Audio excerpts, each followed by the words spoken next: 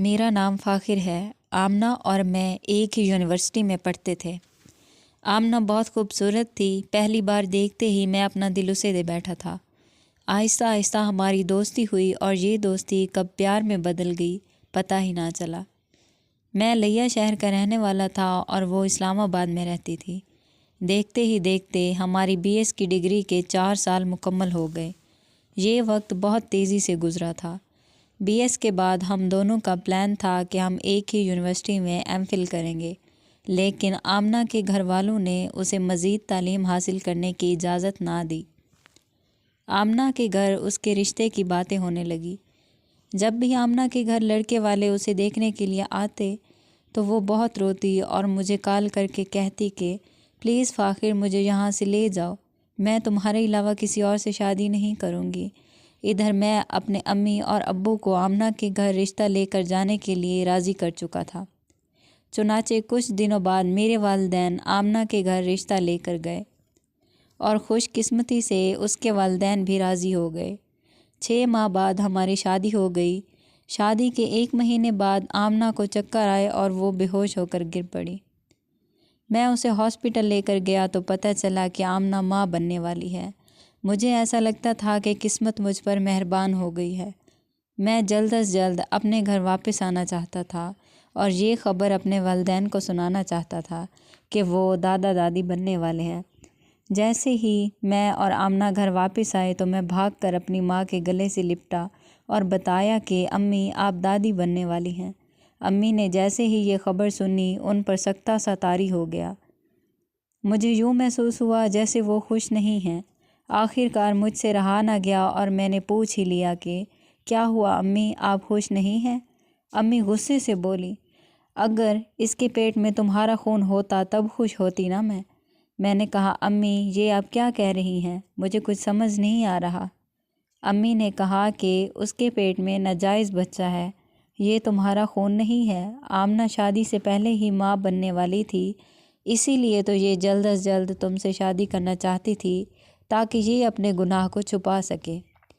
مجھے غصہ آ گیا اور میں نے امی کو بہت باتیں سنائی۔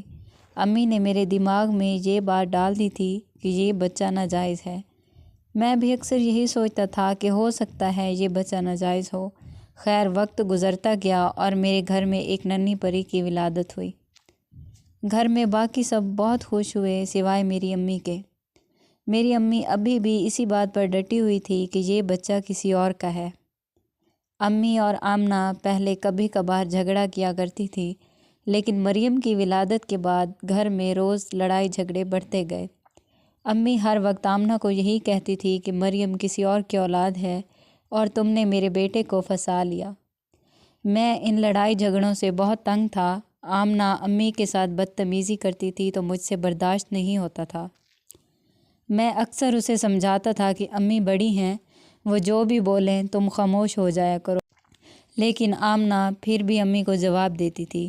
ایک دن تنگ آ کر میں نے آمنہ سے کہا کہ امی ٹھیک کہہ رہی ہیں، مریم کسی اور کی اولاد ہے، تم نے مجھے دھوکہ دیا ہے، تم میرے گھر سے دفع ہو جاؤ، میں تمہیں طلاق دیتا ہوں۔ آمنہ مریم کو ساتھ لے کر اپنے امی ابو کے گھر چلی گئی۔ ادھر امی مجھے ہر وقت یہی کہتی تھی کہ تم اسے طلاق دو۔ میں نے اپنی امی کی بات مانی اور آمنہ کو طلاق دے دی۔ کچھ ہی دنوں بعد میرے ابو کو ہارٹ اٹیک ہوا اور وہ جان کی بازی ہار گئے۔ ابو کی وفات کے 2 سال بعد امی نے اپنی بھانجی ثنا کے ساتھ میرا نکاح کر دیا۔ اس عرصے میں آمنہ اور مریم کو نہ بھلا سکا۔ کچھ ہی دنوں بعد امی کو بہت تیز بخار ہوا اور ہم انہیں ہاسپٹل لے کر گئے۔ تمام ٹیسٹ ہونے کے بعد پتہ چلا کہ امی کو بریسٹ کینسر تھا۔ میں نے اپنی تمام تر جمع پونجی لگا دی، لیکن دیکھتے ہی دیکھتے یہ مرض بڑھتا گیا اور امی بھی اس دنیا سے رخصت ہو گئی۔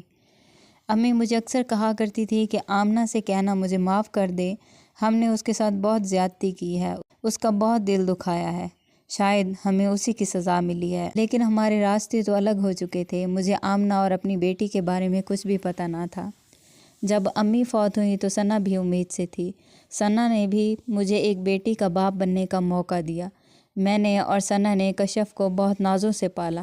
جب وہ جوان ہوئی تو ایک اچھا سا لڑکا دیکھ کر ہم نے اس کی شادی کر دی، لیکن افسوس کہ کشف کے ساتھ بھی بالکل ویسا ہی ہوا جیسا میں نے آمنہ کے ساتھ کیا تھا۔